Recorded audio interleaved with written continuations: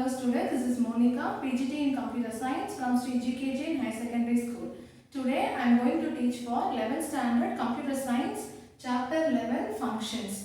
And this video is a continuation of my part 1 video. In the part 1 video, I already explained you about what are functions and what is the need of using functions in your programming language. And what are the types of functions you have in the C++. And I finished my video with the first type, that is standard input output functions. I explained you also the functions are getChar, putChar, gets and puts. Now coming to the second type of functions, that is your character functions. Character functions is nothing but it will define various operations on the character. For example, if you are getting an input from the user, so based on the input whatever you are getting, you have to define a function, that is you will use a function in your program. For that function you will define a header file in the program ctype.h. This header file is to be defined in the top of your program after all your header files whatever you are going to declare. This ctype.h will define all the character functions what are you are going to use in the program. Now coming to the first character function is ALNUM. AL is nothing but for your alphabet and NUM for your numeral, that is numbers. This function is used to check whether the character is alphanumeric or not.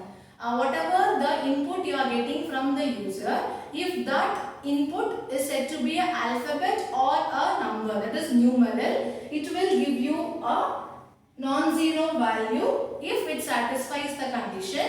If you get other than the alphanumerals, that it can be a special characters, then you will get a 0 as your output. So this is the syntax for your ALNUM. Int ALNUM parenthesis char c. So whatever you are getting the input from the user, that to be initialized to the variable c, and it will check the condition whether the input is an alphabet or a number. It will give you the output as 1.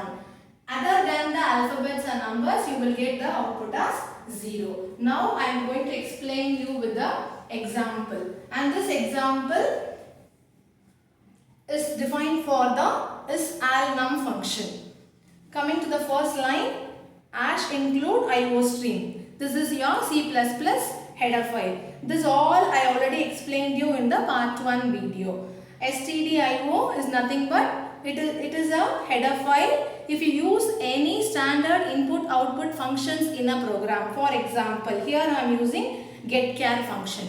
So any input output functions you are using in the program, you have to define that specific header file stdio.h. Same way I have to here give as ctype.h. Why I am giving ctype.h? Because I am using here ALNUM function. So it is a character function, so that specific header file have to be declared. So coming to the int main, I am here declaring two variable char ch and int r.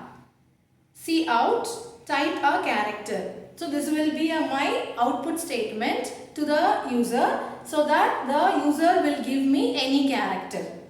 That character I am assigning to the ch variable, since I am giving as the ch as character data type, and I am here getting the character from by using a standard input output function. And here r is equal to ALNUM of ch. So whatever the input I am getting from the user, I have to check that particular character is either alphabet or a numeral. If not, then the output will be specified as in the given in the condition. That will be defined as r. So cout, return value of ALNUM of ch is r. So based on the condition whether it can be 1 or 0, it will be displayed here in your output. So this is an example for your ALNUM. So I have 3 examples for all these 3 functions. I will explain you one by one, and I will tell you difference the examples also. So it is easy for you to understand better. Now coming to the second type is alpha. Is alpha is nothing but whether the given character is an alphabet or not. To check whether the given character is an alphabet or not. It will accept only the character as an alphabet. So syntax, same written statement also. It will give you a 1 if the condition satisfies, otherwise it will give you the output as 0. Now the syntax is int is alpha of char C. So same way, the example for is alpha is here. Same way, all the header files to be declared. Int main, I am here giving only one variable ch under the character data type. Why? Because I will explain you after this program. Cout, enter a character. So whatever the character you are getting from the user, that you are getting from by using the standard input output function, and that you are assigning to the variable ch. And cout, return value of is alpha of ch is alpha of ch. So whatever you are giving in between the double quotes will be entered as such in your output statement, and here the value of this is alpha ch will be entered in your output statement. Why? Because I am using only one variable. Is that in the previous program I declared two variables, and this function I initialized to a variable r. But here I am using that function directly in my cout statement. So there is no need of the second variable here in the program. Is that clear? The first program I am here defining r is equal to is alpha num of ch. So whatever the output you are getting, the condition either it's 1 or 0, that you are initialized to the variable r, and that r you are using in the cout statement. But here I am directly using my function in the cout statement itself, so there is no need of the second variable to be declared and initialization. So this is my second example for the is alpha. Now coming to the third function is digit. Same way.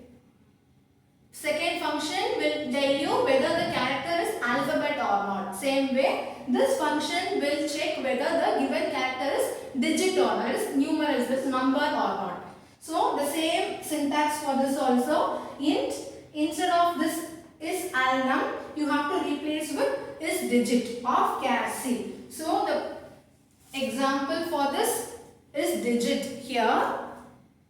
And this program also have some small difference, I will tell you.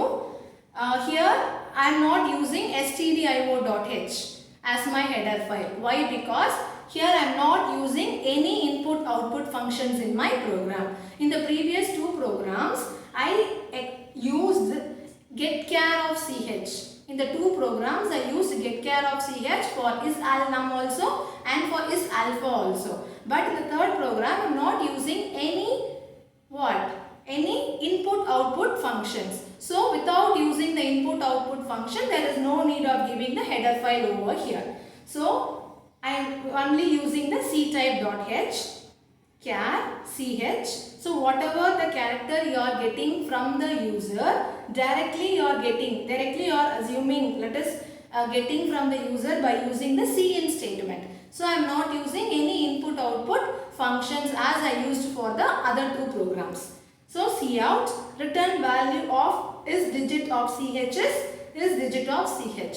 So double quotes will give me the as such output statement in the output console, and this function will give me the answer. For example, if a user is entering as ch is equal to a, then what happened?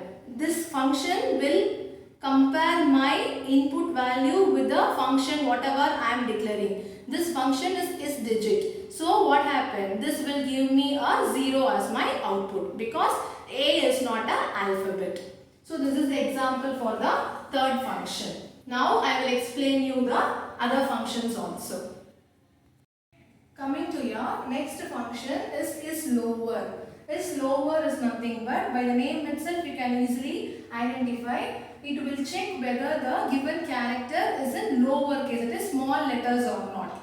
So this is syntax of my is lower. Int is lower parenthesis of char C. So this is an example. Here we have to just replace this statements in the whatever program I explained you before.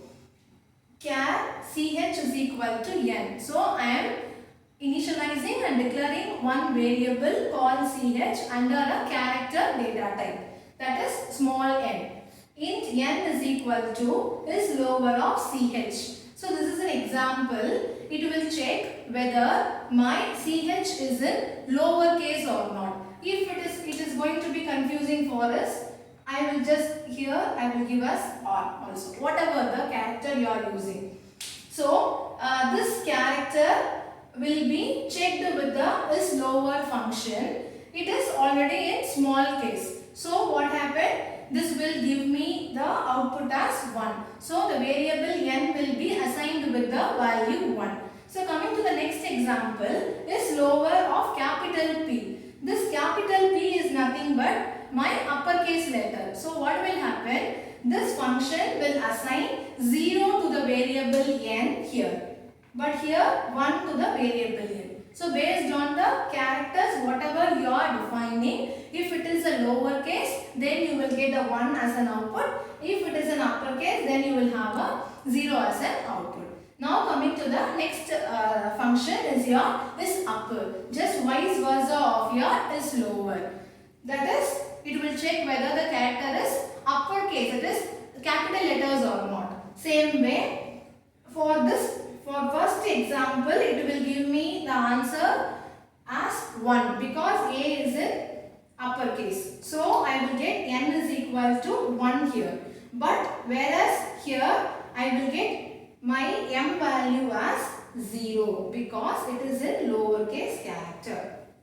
This is my is lower and is upper. Now coming to the last two types of your character functions. 2 upper and 2 lower is nothing but it is used to convert whatever the character you are giving to the lowercase alphabets or lowercase characters. That is, it will convert the given character into its uppercase. And for the lower function, vice versa. It will convert the characters into uppercase. So lowercase. Now coming to the syntax, char 2 upper parenthesis char C close bracket with the semicolon. So for the example, A which is in lowercase. So after executing this function, my C get the output as capital A. Same way here, char C is equal to 2 lower of A. It is already in the capital letter, so it will convert this capital A to small a and that will assign to my character C. And here C out 2 lower of B. It is already in the lower case, so no need of conversion. It will directly give you the answer as B. So this is the last two types of your character functions, 2 upper and 2 lower. So all the syntax will be same. You have to just change the functions whatever you are using in the program. So you should not forget that whatever character functions you are using in the program, you have to give that header file also in the program. Without the header file, all your character functions will not work. It will show you an error message. So this is the character functions in your chapter 11 functions. I hope you all understand the character functions whatever I taught today, and I will continue the next topic in the next video. And for all the recent updates of the educational videos, you can subscribe our school YouTube channel GK Jain Schools. And you can also give me a like button if you really understand and you like the video. Thank you students.